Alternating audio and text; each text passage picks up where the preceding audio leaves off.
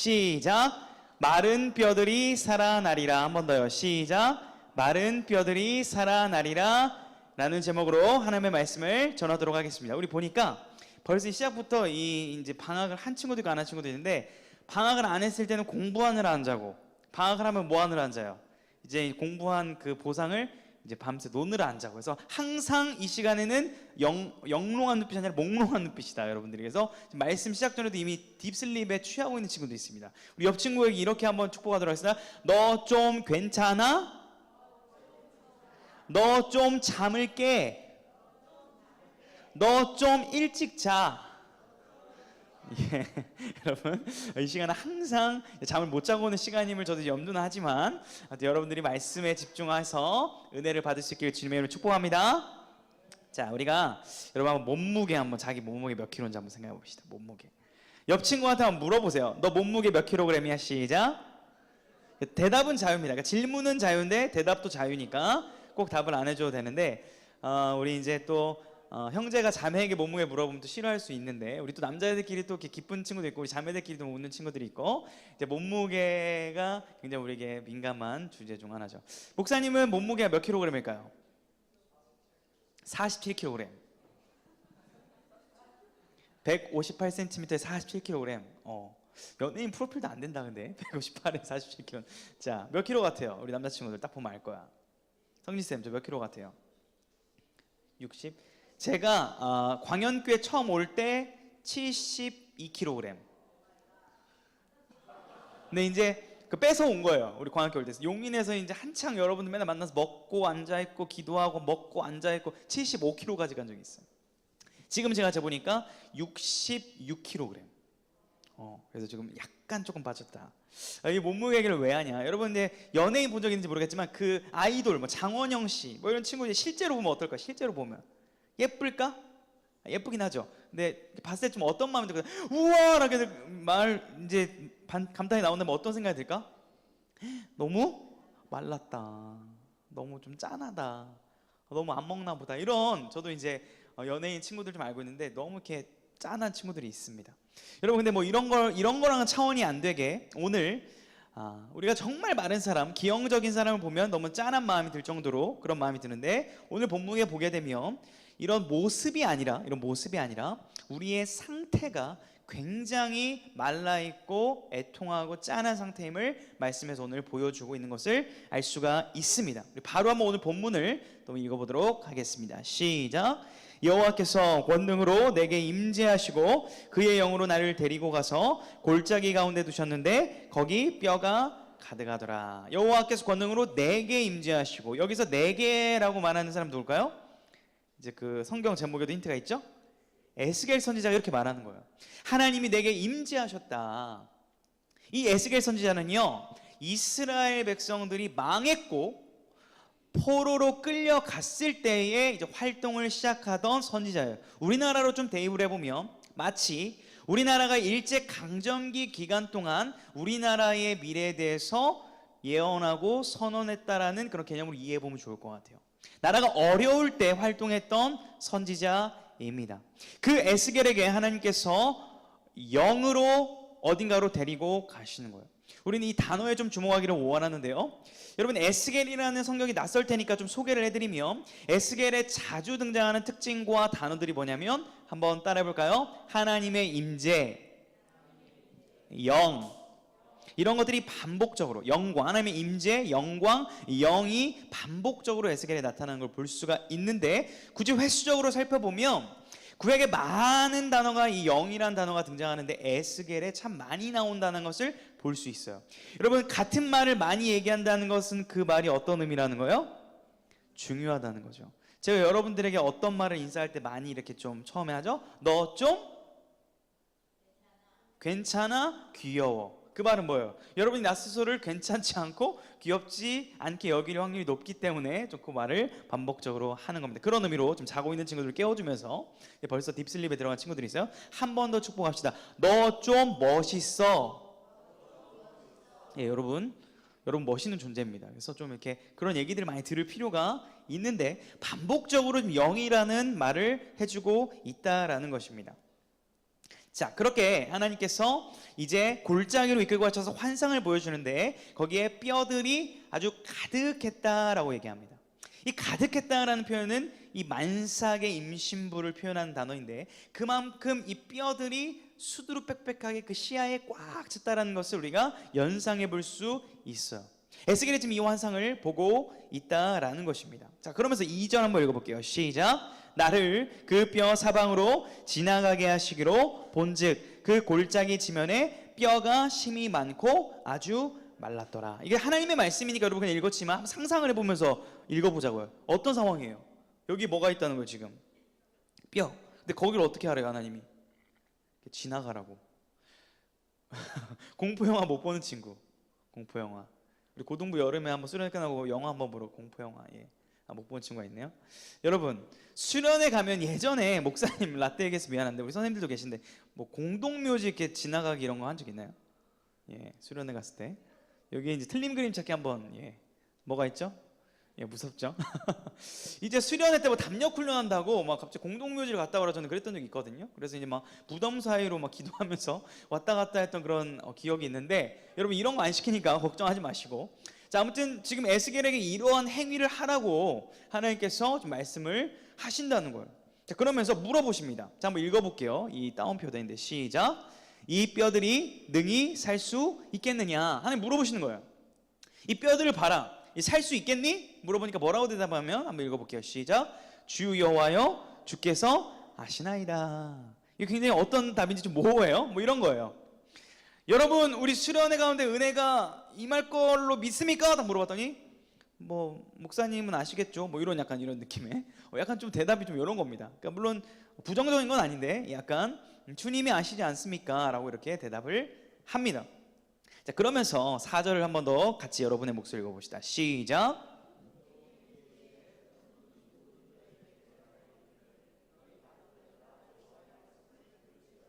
아멘. 자, 꽤 놀라운 방법을 하나님께서 에스겔에게 하라고 하는 거예요. 뭐라고 얘기하래요? 뼈들에게 대언하다라는 거 하나님 말씀 대신 전하라는 말이죠. 뼈들에게 말을 걸라는 거예요, 말하지 말라는 거예요? 뼈들에게 말하라는 거죠. 예. 지금 여기 뼈들이 있다고 생각해 볼게요. 뼈들에게 말을 거는 겁니다. 사물에게 말을 거는 거예요. 이 생명이 없는 것. 제가 얘한테 말을 걸어본다고 이렇게 보면 되한테 아침밥은 먹었니? 너 오늘 컨디션 괜찮아? 어때 보여요? 이상하죠? 정상으로 보이면 여러분들 이상한 겁니다.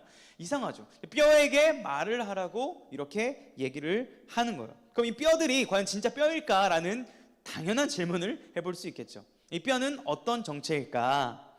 여러분 옆 친구에게 한번 이렇게 얘기를 한다고 해볼게요. 옆 친구 얼굴을 보시면서 넌 참 예쁜 장미 같아 라고 한번 해주세요. 시작. 자, 또 한 번 더 있어요. 네 얼굴은 참 뼈 같아. 시작. 기분이 이제 좋았다 안 좋았다 왔다 갔다 할 텐데 얼굴이 장미라는 거예요? 뼈라는 거예요? 아니면 그냥 그렇게 보인다는 거예요? 그래 보인다는 거죠. 그게 진짜 아니라는 거잖아요. 지금 이 뼈의 정체도 그런 거겠죠. 당연히 진짜 뼈가 아니라 뭔가를 얘기하고 있다는 거 우리는 당연히 눈치를 채고 있습니다. 마른 뼈들아 라고 말을 하라는 거예요. 어떤 대상을 지칭하고 있다는 겁니다. 이 마른 뼈들이 누굴까요? 그러면 맞추면 설교가 좀 짧아질 수도 있고 마른 뼈들아 라고 말하는 이 마른 뼈들이 어떤 대상일까요? 누구? 지훈이? 마른 뼈예요? 말라서? 되게 자신감 있게 나 이렇게 얘기를 했는데 여러분 우리 5절을 또 지속적으로 읽어보겠습니다. 시작. 주 여호와께서 이 뼈들에게 이같이 말씀하시기를 내가 생기를 너희에게 들어가게 하리니 너희가 살아나리라. 자, 뼈들에게 생기를 줘서 살아나게 한다. 어떤 생명체에게 지금 말을 하고 있는 것 같은 얘기가 생각이 듭니다. 어떤 대상을 분명히 지칭하고 있다라는 거예요. 그런데 여기서 이제 생기라는 단어에 우리가 또 주목을 하길 원합니다. 자, 어떤 사진을 하나 그림을 보여줄 건데 좀 마음이 이렇게 비위가 약한 친구들 보면 안 되는 사진, 뼈 사진을 좀 보여줄게요. 잔인하죠? 자, 이 뼈에게 이제 말을 하라는 거예요. 에스겔한테 말을 하고 있습니다. 말을 해서 생기야 들어가라로 말하면 어떻게 된다는 거예요? 예. 저기 뼈 위에 힘줄이 생기고 살이 펴지고 가죽이 덮인다라고 이렇게 약속을 해주셨습니다. 이렇게 말씀만 하면 이렇게 된다라고 지금 에스겔에게 명령하고 있는 거예요. 여러분, 그런데 이 생기가 뭘까요? 이 생기. 자, 아까 우리가 살펴봤던 이 영이라는 단어와 같은 단어인데, 이것은 결국 하나님의 영, 저를 따라하겠습니다. 성령, Holy Spirit. 예, 발음이 안 좋아도 이해해 주시고, 성령이 들어가게 되면 이 뼈와 같았던 존재가 생기가 생기고 살이 덮이고 가죽이 생긴다는 거예요. 지금 그 얘기를 해주고 계신 겁니다. 근데 이게 여러분, 우리가 낯선 이미지가 아닙니다. 이 생기라는 단어, 이 이미지가 낯선 이미지가 아니에요. 이미 에스겔을 읽고 있는 우리는 참 많이 읽어봤던 성경에 이러한 내용이 있다는 걸 알고 있습니다. 창세기에 이런 내용이 있죠. 한번 읽어보도록 하겠습니다. 얘가 이제 배터리가 다 됐나? 됐습니다. 자, 읽어보겠습니다. 시작. 여호와 하나님이 땅의 흙으로 사람을 지으시고 생기를 그 코에 불어넣으시니 사람이 생명이 되니라. 아멘. 자, 우리의 존재, 우리의 탄생 비밀, 우리가 어떻게 지음을 받았는지를 보여주는 하나님의 말씀이죠. 우리는 원래 뭐였어요? 흙. 그렇죠. 원래는 1단계가 이제 우리를 빚으셨습니다. 자, 그 다음 우리가 어떻게 만들어졌죠? 생기가 우리에게 들어왔습니다. 자, 생기가 들어오자 우리가 어떻게 되죠? 그 다음 단계가 생명, 우리가 살아있는 존재가 되었다라고 이렇게 순차적으로 우리의 존재를, 우리의 탄생을 설명해주고 있습니다. 여러분, 사실 세상은요, 우리의 존재, 우리의 이 생명인 우리를 많은 방식으로 표현을 합니다. 뭐 이런 영화가 있더라고요. 이 영화 뭐죠? 자, 프로메테우스. 이 영화 본 사람? 유명한 영화는 아닙니다. 유명한 영화는 아닌데, 뭐 간략하게 말씀드리면 에일리언이라는 영화의 이제 프리퀄격이 되는 영화인데, 인류의 어떤 기원과 인류의 그 시작이 무엇인지 밝히는 그런 영화입니다. 그래서 뭐 고대에 막 어디 뭐 우주로 나아가고 찾고 우리 조상을 찾고 뭐 이런 아무튼 복잡하고 좀 심오한 영화인데, 제가 보려고 본 게 아니라 코로나 때 어쩌다 봤어요. 봤는데 이 영화 한 편만 봤지만 상징적으로 보여주는 것이 무엇이냐면, 이 세상은, 이 세대는, 이 세상의 가치와 지식은 우리가 어디서 왔고 우리가 어떻게 탄생했는지를 밝혀내려고 부단히 애쓴다는 거예요. 그런데 밝혀내지 못한다는 거예요. 고작 기껏 최선을 다해서 우리가 설명하고 있는 부분이 뭐예요? 우리가 어디로부터 왔다? 진화론에 의하면 우리는 어디로부터 왔어요? 타고 올라오면 우리 뭐예요? 원숭이 더 이전으로 가잖아요. 그렇게 우리를 설명하고 있다라는 거죠. 근데 성경은 우리의 시작을 뭐라고 설명하죠? 하나님의 형상 이전에 우리의 재료가 뭐예요? 이 말씀을 보세요. 그렇죠. 우리의 재료는 흙인데, 이 히브리어 단어를 보게 되면 조금 더 우리의 어감에 와닿는 게 뭘까요? 먼지라는 의미죠. 먼지.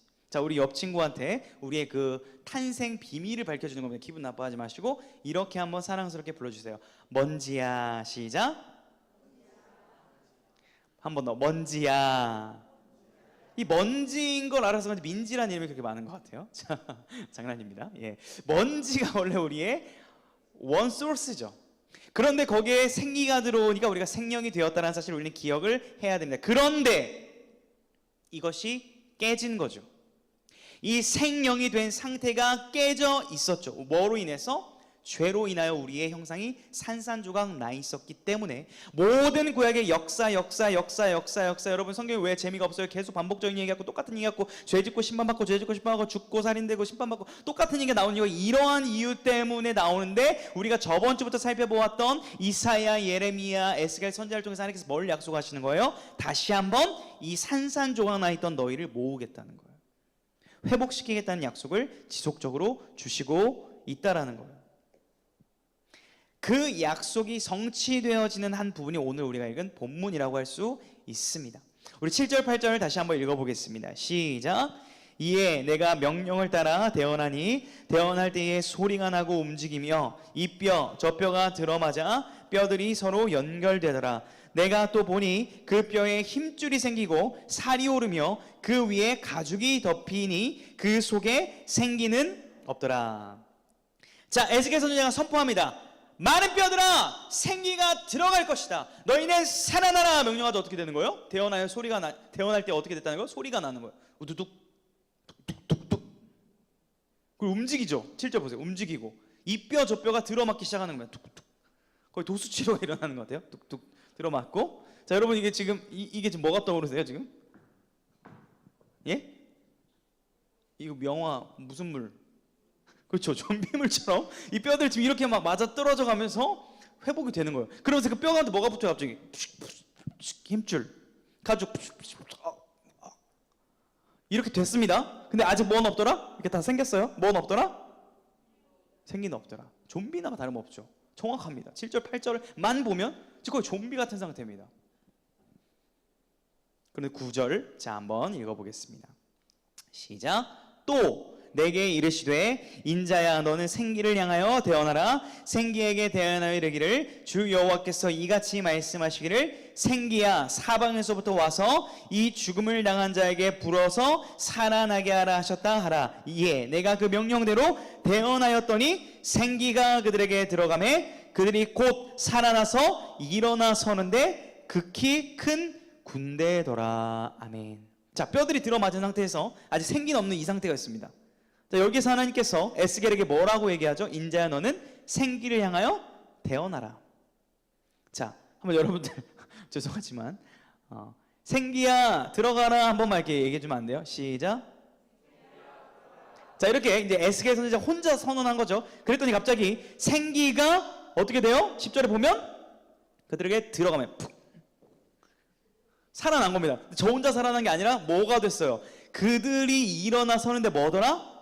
극히 큰 군대더라.